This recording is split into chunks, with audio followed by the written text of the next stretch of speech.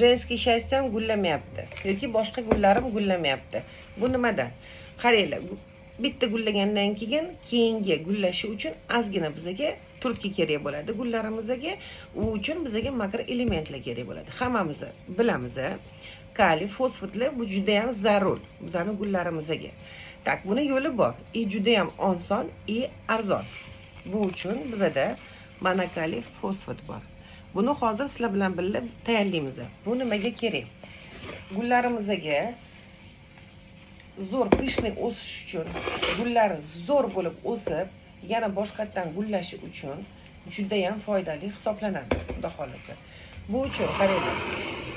Yana o'sha baklashka monokaliy fosfat 1 litrga 1 gram solamiz. Mana shu proporsiyada qilamiz. Oldingi safar men ishlatganim uchun o'lchab ko'rsam, bu yerda 5 gram qolibdi. O'shanga takras mana 5 litrlikka soldim. 5 litrlikka soldim. Buni bir pas to'p qo'yaman. Kristallari erishi uchun hali kechki payt keyin men bular bilan ozgina ildizlariga beraman. Keyin ustiga sepib tashlayman.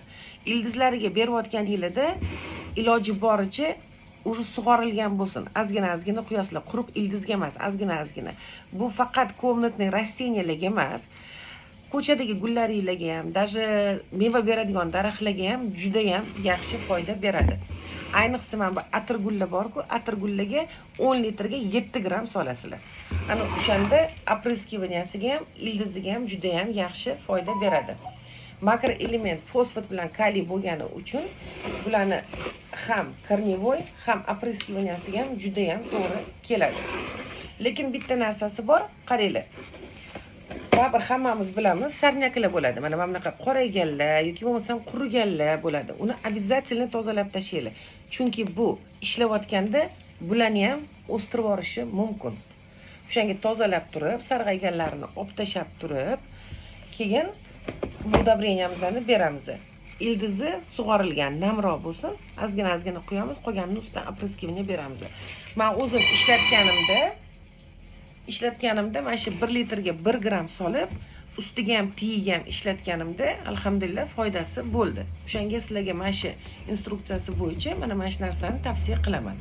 5 litrga 5 gram soldim. Buning ichida o'zi tak 20 gram bo'ladi. Bu почти 30-40 litr suvga sizlarga yetib beradi.